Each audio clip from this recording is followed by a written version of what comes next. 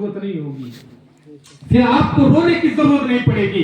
ادھر گود تمہاری ہوگی، گھر تمہارا ہوگا، اور تمہاری گود میں آنے والا غلام عبدالقادر پیدا ہو سکتا ہے، غلام امام حسین پیدا ہو سکتا ہے. لیکن شرط ہے اپنے بچوں کو مصطفیٰ کے کردار کے سانچے میں پالنا ہوگا. جس طریقے سے میرے مصطفیٰ کا دین ہے، اپنے بچوں کو دین پر چلنے کی کہانیاں سنانی ہوگی. عمر کی کہانی کس سے سنانے ہوں گے، ابو بکر کی داستان سنانی ہوگی.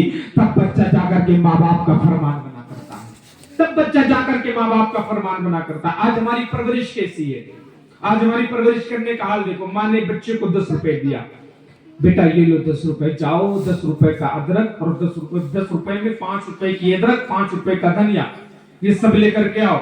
بیٹا دکان پر گیا، بیٹے نے ادرک بھی لی، دھنیا بھی لیا اور 10 روپے بھی لیے. واپس آیا اور ماں کو کہا امی یہ لو، دھنیا بھی لے کر کے آ گیا، ادرک بھی لے کر کے آ گیا، یہ آپ کے 10 روپے. جب بچے ایسا کرتے نا تو ماں گال پہ ہاتھ رکھ کر کہتی واہ میرا پپو کتنا ہوشیار ہو گیا ہے. اگر کسی کا نام ہو تو برا نہ مانے، سمجھانا چاہتا ہوں. یہ حال ہے. مائیں جب ایسی ڈھیل دے دیا کرتے ہیں نا تب جا کر کے بیٹے ڈاکو سلطان بنا کرتے ہیں.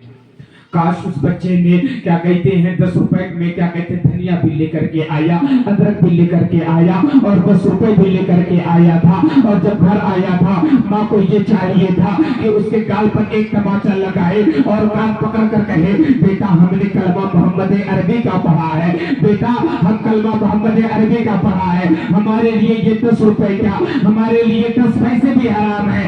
بیٹا یہ جا اور اسے واپس کر کے آ. جب ہماری اس طریقے سے پرورش ہوگی تو پھر تمہاری گود میں آنے والا چرسیا نہیں پیدا ہوگا، کچیری نہیں پیدا ہوگا، یوٹیوب پر مزہ کرنے والا نہیں پیدا ہوگا. جب تمہارا بیٹا جوان ہوگا تب تمہیں رونے کی ضرورت نہیں پڑے گی. جب تمہاری پرورش اس طریقے سے ہوگی، خدا کی قسم اس فقیر سے، اس فقیر کا اس منبر سے چیلنج ہے کہ گود تمہاری ہوگی اور تمہاری گود میں پیدا ہونے والا غلام صلاح الدین ایوبی پیدا ہوگا.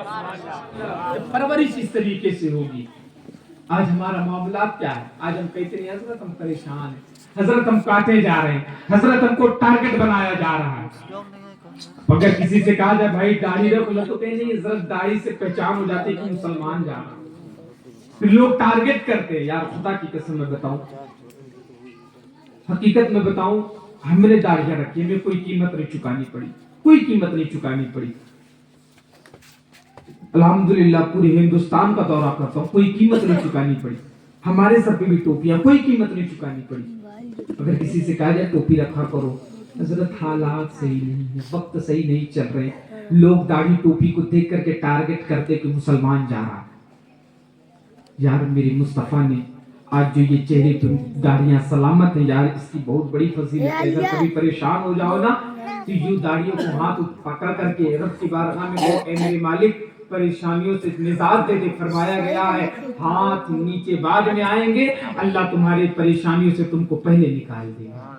یہ داڑیاں ہوا کرتی ہے. میں بزرگوں کا قصہ بتاؤں، ہمارے بزرگ فرماتے تھے کہ جب ایک مومن بندہ جب مرتا ہے نا، جب اس کو قبر میں لٹایا جاتا ہے، 2 فرشتے سوال جواب کے لیے آتے ہیں. منکر نکیر، ایک فرشتہ ایسے کفن ہٹاتا ہے نا تو دوسرا ایسے ہی رکھ دیتا ہے.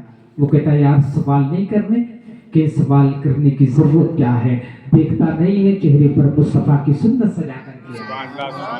اب سوال کرنے کی کیا ضرورت ہے، دیکھ نہیں رہے ہو چہرے پہ مصطفیٰ کی سنت سجا کر کے آیا. میرے مصطفیٰ نے ہمیشہ یہ کہا تھا کہ کبھی ایسے چھت پر نہ سونا جس پر 4 دیواری نہ ہو، کبھی ایسے چھت پر نہ سونا جس پر 4 دیواری نہ ہو. تب صحابہ نے کہا تھا یا رسول اللہ آخر آپ کو اس سے کیا ہے کہ کیا کہتے ہیں 4 دیواری پر آپ سونے سے منع کر رہے ہیں. آقا جی یہ بتائیں جب کوئی 4 دیواری پر سوئے گا اور وہاں سے نیچے گرے گا، جس چھت پر 4 دیواری نہیں ہوگی، جب کوئی وہاں سے نیچے گرے گا اس کا سر ٹوٹے، سر ٹوٹے پھوٹے، ہاتھ پیر کچھ بھی ٹوٹے پھوٹے، آقا اس سے آپ کو مطلب کیا ہے؟ جب صحابہ نے اتنا کہا تھا تب میرے مصطفیٰ نے کہا تھا اے میرے صحابہ تم مجھ سے پوچھتے ہو کہ امتی کا مجھ سے رشتہ کیا ہے، تو سنو کاٹا امتی کے پیر میں بعد میں چبھا کرتا ہے، درد مدینے والے مصطفیٰ کو پہلے ہو جائے.